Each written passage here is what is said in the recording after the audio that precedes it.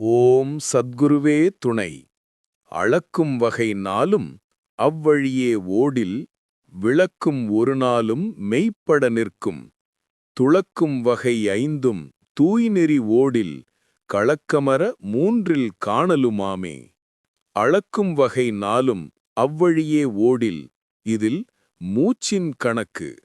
ஒரு மனிதன் ஒருமுறை சுவாசிக்கும்போது 12 அங்குலக் காற்று வெளியேறுகிறது. இதில் 8 அங்குலம் மட்டுமே மீண்டும் உள்ளே இழுக்கப்படுகிறது. மீதமுள்ள 4 அங்குலம் வெளியே வீணாகிறது. இதைத்தான் அளக்கும் வகை 4. இந்த வீணாகும் 4 அங்குல காற்றையும் வெளியே போக விடாமல் பிராணாயாம பயிற்சியால் கும்பகம் என்று உள்ளேயே நிறுத்தி சுழுமுனை நாடி வழியாக ஓடச் செய்தால் உடலின் ஆற்றல் பல மடங்கு பெருகும். விளக்கும் ஒரு நாளும் மெய்ப்பட நிற்கும் என்பது அந்தக்கரணங்கள். மூச்சுக்காற்று கட்டுக்குள் வரும்போது நம்மை இயக்கும் 4 உட்புறக் கருவிகள் அல்லது அந்தக்கரணங்கள் சீரடைகின்றன. மனம் அலைபாயாமல் ஒருமுகப்படும். புத்தி சரியான முடிவெடுக்கும் தெளிவு பிறக்கும். சித்தம் பழைய பதிவுகள் நீங்கி அமைதியாகும். அகங்காரம் நான் எனும் முனைப்பு அழிந்து உண்மை நிலை விளங்கும். இந்த 4ம் ஒளியைப் போல, அதாவது விளக்கும் ஒரு நாளும் உண்மையை உணர்த்தும் கருவியாக மாறும். துளக்கும் வகை 5ம் தூய்நெறி ஓடில் என்பது ஐம்புலன்கள்.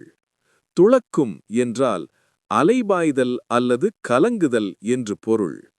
நம்முடைய ஐம்புலன்கள் மெய், வாய், கண், மூக்கு, செவி எப்போதும் வெளி உலக பொருட்களின் மீது ஆசை கொண்டு அலைபாய்பவை.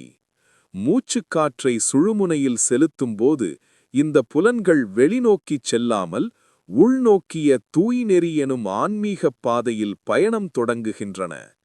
புலன்கள் அடங்கும்போது ஆன்ம சக்தி சிதறாமல் சேமிக்கப்படுகிறது. களக்கமர மூன்றில் காணலுமாமே என்பது முக்குணங்கள் மற்றும் தரிசனம். மனதில் உள்ள கலக்கம், அதாவது குழப்பம் அல்லது அசுத்தம் நீங்கிய நிலையில் ஒருவன் 3 நிலைகளை கடந்து இறைவனை காணலாம். முக்குணங்கள் சத்துவம், ராஜசம், தாமசம் ஆகிய 3ஐயும் கடந்து நிற்றல். 3 இடங்கள்.